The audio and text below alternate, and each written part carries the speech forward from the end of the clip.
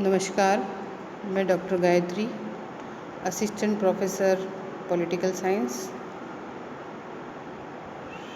राजनीति विज्ञान के तृतीय वर्ष के प्रथम प्रश्न पत्र पाश्चात्य राजनीति विचारक में जो हमारे दूसरे विचारक हैं अरस्तु, उनके क्रांति संबंधी विचारों पर अपना व्याख्यान दूंगी।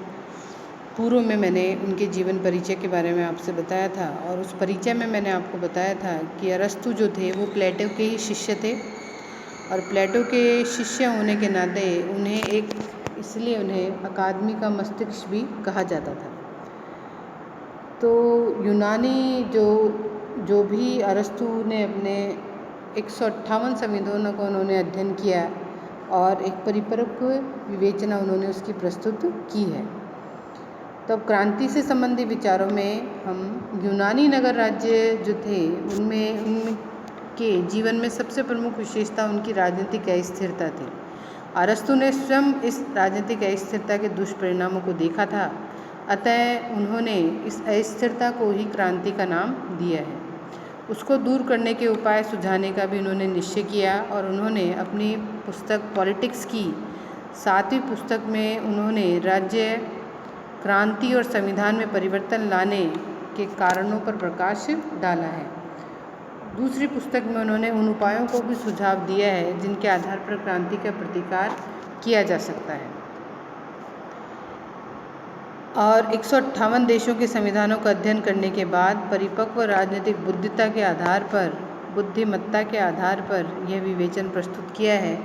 सेबाइन उनके इसी विवेचन के बारे में कहते हैं कि पॉलिटिक्स के पृष्ठ उसकी राजनीतिक सूझबूझ और यूनानी नगर राज्यों के शासन का अधिकारपूर्ण ज्ञान प्रकट करते हैं।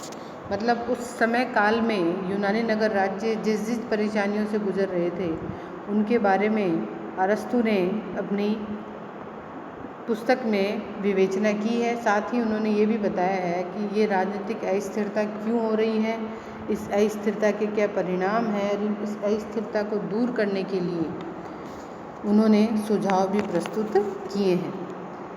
फिर हम आते हैं कि अरस्तु ने क्रांति से क्या अभिप्राय बताया है। क्रांति से उनका अभिप्राय है राज्य संविधान या शासन सत्ता में होने वाले प्रत्येक परिवर्तन क्रांति हैं।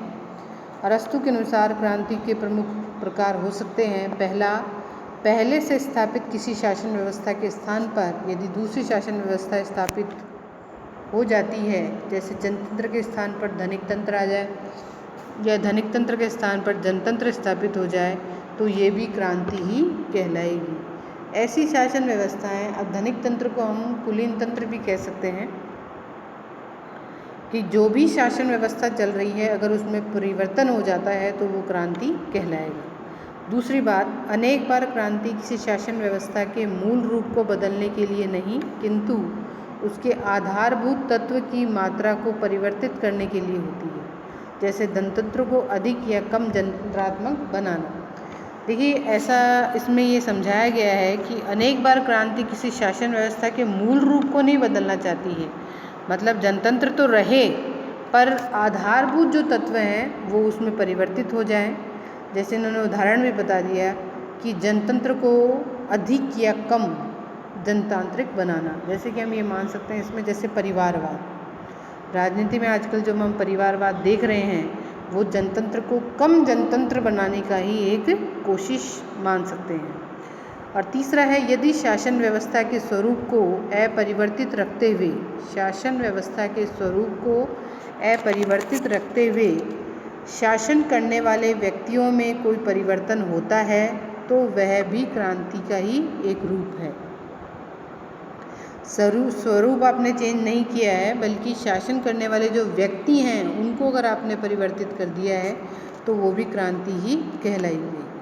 विशेष बात यह है कि एक देश के शासक वर्ग में जो भी परिवर्तन होते हैं, चाहे वह परिवर्तन किसी शासन व्यवस्था से संबंधित हो, चाहे वो उसके मूल रूप से संबंधित हो, क्रांति उन्हें अरस्तु कहते हैं।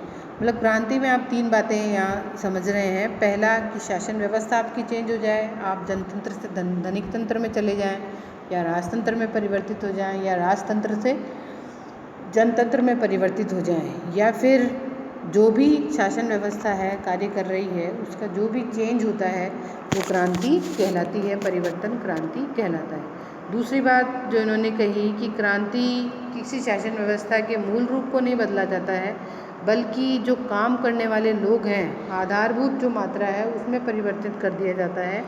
जैसे कि मैंने आपको उदाहरण भी अभी बताया परिवारवाद। तीसरे जो मैं इसमें बताया मैंने आपको कि शासन व्यवस्था के स्वरूप में कोई परिवर्तन नहीं किया गया, बल्कि व्यक्तियों में परिवर्तन कर दिया गया है कि पहले ये शासन कर रहे थे, अब दूसरे शासन कर रहे हैं, तो भी वह क्रांति ही कहलाएगी। ये क्रांति जो है वह शासन व्यवस्था के परिवर्तन को हम क्रांति कहेंगे।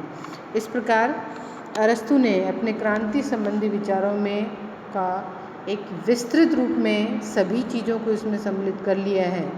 तो अरस्तु के क्रांति के जो रूप मैंने आपको बताए, ये क्रांति से संबंधित उनके विचार थे।